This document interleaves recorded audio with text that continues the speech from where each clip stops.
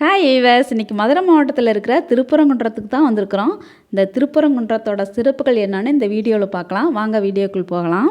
தேவார பாடல்கள் பாடப்பெற்ற 274 சிவ ஆலயங்களில் பாண்டிய நாட்டு ஸ்தலத்தில் திருப்பரங்குன்றம் ஒன்று. அது இல்லாமல் முருகனோட அறுபடை வீட்டில் முதல் படை வீடு. வீடியோ கடைசி வரலும் பாருங்கள். இந்த கோவில் எங்கே இருக்குதுன்னு பார்த்தீங்கன்னா, மதுரையிலேருந்து 8 கிலோமீட்டர் தூரத்தில் தென்மேற்கு திசையில் அமைஞ்சிருக்குது. குன்றம் பார்த்திங்கனாலே சிவலிங்க வடிவில் தான் காணப்படுறாங்க. சிவபெருமானே குன்றின் உருவில் நமக்கு காட்சி கொடுக்கறனால நம்ம எல்லாரும் ரொம்ப விரும்பி வணங்கிட்டுருக்கோம்.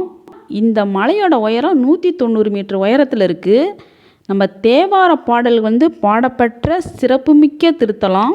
இந்த கோயிலை பற்றி சைவ சமய குறவர்களில் சுந்தரமூர்த்தி நாயனார் சுவாமிகளும் திருஞான சம்பந்த பெருமானும் இந்த ஆலயத்தை பற்றி பாடல்கள் பாடியிருக்காங்க. அங்க கால இலக்கியங்களில் பார்த்திங்கன்னா அகநானூற்றிலும் இந்த மலையை பற்றி நிறையா தகவல் இருக்குது.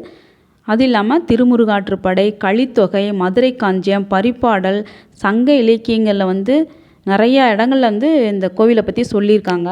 நம்மளுடைய சங்க இலக்கியங்களில் இந்த கோயிலுக்கு புராண பெயர்கள் நிறையா வச்சுருக்காங்க. அது என்னன்னு பார்த்திங்கன்னா, தன்பரங்குன்று, தென்பரங்குன்று, பரங்குன்று, பரங்கிரி, திருப்பரங்கிரி, சத்தியகிரி, கந்தமாதனம், கந்தமாலை அப்படின்னு சொல்லி நிறைய இடத்துல கோவிலோட புராண பெயர்களோட இலக்கியங்களில் சொல்லியிருக்காங்க. இந்த ஆலயத்தோட சிறப்பு என்னன்னு பார்த்தீங்கன்னா, இந்த கோவிலை சிவபெருமானே நம்ம வணங்கிக்கலாம், முருகப்பெருமானே வணங்கிக்கலாம். அதுக்கு ஒரு தல வரலாறு இருக்குது. அது என்னன்னு பார்த்தீங்கன்னா, ஒரு முறை கைலாயத்தில் சிவபெருமான் பார்வதி தேவியிடம் ஓம் எனும் பிரணவ மந்திரத்தோட உட்பொருளை சொல்லிட்டு இருந்திருக்காரு. அப்போ தன் தாய் மடியில் அமர்ந்திருந்த முருகப்பெருமான் பிரணவ மந்திரத்தை கேட்டுட்டு இருந்திருக்காரு. புனிதமான பிரணவ மந்திரத்தோட பொருளை ஒரு குருவின் உபதேசத்தோடு தான் கேட்கணும். இவர் தாயின் மடியில் அமர்ந்துட்டு கேட்டதுனால அது ஒரு பாவச் செயல் நினச்சிட்டு திருப்பரங்குன்றத்திற்கு தவம் செய்கிறதுக்காண்டி வந்துடுறாரு. இந்த ஆலயத்தில் இருக்கிற சிவபெருமானுக்கு பரங்கிநாதர் அப்படின்ற திருநாமத்தோட வணங்கிட்டு வரோம். பார்வதி தேவிக்கு ஆவுடை நாயகின்ற பெயரோட நமக்கு அருள் பாலிச்சிட்ருக்காங்க. முருகப்பெருமானுக்கு சிவபெருமான் தை மாதத்தில் பூச நட்சத்திரத்தில் காட்சி கொடுத்ததுனால இந்த கோவில் தைப்பூச திருவிழா ரொம்ப சிறப்பாக கொண்டாடப்படுறாங்க. முருகப்பெருமான் அவதாரம் எடுத்த நோக்கமே என்னன்னு பார்த்தீங்கன்னா, சூரபத்மனையும் அவருடைய சேனையும் அழித்து தேவர்களை காப்பதுக்காண்டி தான். சூரபத்மனை அழித்து அவரை மயிலாவும் சேவலமாக ஆக்கி மயிலை தன் வாகனமாக ஆக்கிட்டாரு. சேவலை கொடியில் வச்சுட்டாரு. தேவர்களை காத்ததுனால முருகப்பெருமானுக்கு இந்திரன் தன்னுடைய மகளான தெய்வானையை திருமணம் செய்து வைக்கிறாரு. அது முன்னாடி இந்த மண்டபத்திலே இருக்குது பாருங்கள். இந்திரன் இருக்காங்க, அதுக்கடுத்து தெய்வானை இருக்காங்க, முருகப்பெருமான் இருக்காங்க. இவங்களுடைய திருமண காட்சி முன்னாடியே நம்ம வணங்கிட்டே உள்ளே போகலாம். ரொம்ப சிறப்பான காட்சி இது. இங்கே இருக்க முருகப்பெருமானுக்கு சுப்பிரமணிய சுவாமிகள் தான் பேர். நம்ம இங்கே சுப்பிரமணிய சுவாமிகளையும் தேவயானையும் திருமண கோலத்தில் நம்ம வணங்கிட்டு போகிறது ரொம்ப சிறப்பு. இங்கே இருக்கிற கோபுரம் பார்த்திங்கன்னா 46 மீட்டர் உயரத்தில் இருக்குது. முன்னாடி மட்டும்தான் கோபுரம் இருக்குது. பாறை குடஞ்சி பண்ணியிருக்கனால குடவரை கோயில்னால கருவறைக்கு மேலே கோபுரம் கிடையாது. இந்த ஆலயத்தோட வரலாறு என்னன்னு பார்த்தீங்கன்னா, கருவறை பராந்தக நெடுஞ்சடையன் அப்படின்ற பாண்டிய மன்னர் காலத்தில் அவர் படைத்தலைவராக இருந்த சாத்தப்ப கணபதி அப்படின்றவர் கிபி 765 815 வரலும் அவங்க ஆட்சி காலத்தில் சிவனுக்காண்டி ஒரு குடவர கோயிலை அமைச்சதாக கல்வெட்டில் நிறையா செய்திகள் சொல்லியிருக்காங்க. அது இல்லாமல் மதுரையை ஆண்ட மதுரை நாயக்கர்கள் கிபி 1572 1595 வரலும் வீரப்ப அப்படின்ற ஒரு மன்னர் ஆட்சி பண்ணியிருக்காரு. அது இல்லாமல் திருமலை நாயக்கர் அவர் காலத்துலேயும் கிபி 1623 கிபி 1659 வரலாம் அவர் திருப்பணி பண்ணியிருக்காங்க.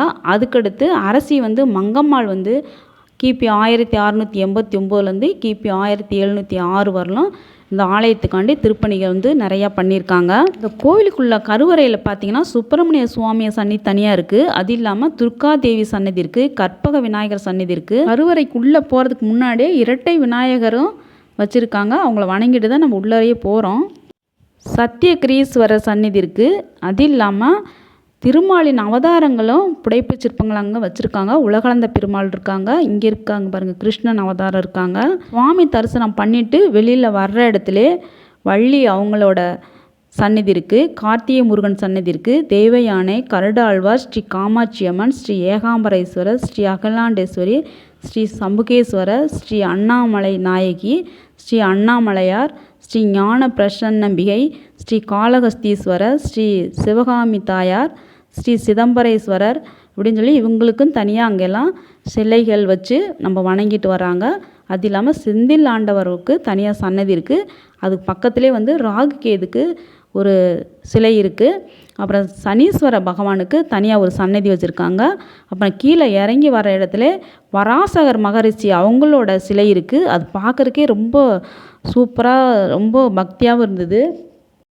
அவங்களுக்கு பக்கத்துலேயே பாமன் சுவாமிகள் அவங்களுடைய வாசகங்கள் வந்து அங்கே எழுதியிருக்காங்க. அதையும் பார்த்து நம்ம படிச்சுட்டு வரலாம். அதுக்கடுத்து பார்த்திங்கன்னா வேத வியாசகர் மகரிஷி அவங்களோட சிலை இருக்குது. கருவறையை பார்த்த மேனிக்கு ஒரு நந்தீஸ்வரர் இருக்கார், பயங்கரமான ஒரு உயரத்தோட. அவரோட வலது பக்கம் வந்து மூசக வாகனம் இருக்குது, விநாயகரோட வாகனம் இருக்குது. இடதுபுறம் வந்து மயில் வாகனம் இருக்குது. இது மூணுமே ஒரே மாதிரி வச்சுருக்காங்க. ரொம்ப சிறப்பு வாய்ந்ததாக இருந்தது. திருப்பரங்குன்றத்துக்கு நிறைய சிறப்புகள் இருக்குது. வேத வியாசகர், பராசகர் போன்ற பெரிய மகரிஷிகள் வந்து பூஜிக்கப்பட்ட திருத்தலம் இது. அதனால் நம்மளும் பார்த்து சுவாமி தரிசனம் பண்ணியாச்சு. மழை அதிகமாக வந்ததுனால நம்ம கிளம்பிட்டோம். வீடியோ பிடிச்சிருந்துச்சின்னா ஒரு லைக் பண்ணிவிட்டு சப்ஸ்கிரைப் பண்ணிவிட்டு ஷேர் பண்ணிடுங்க. அடுத்த ஒரு சூப்பரான வீடியோவில் உங்களை பார்க்குறேன். பாய் பாய்.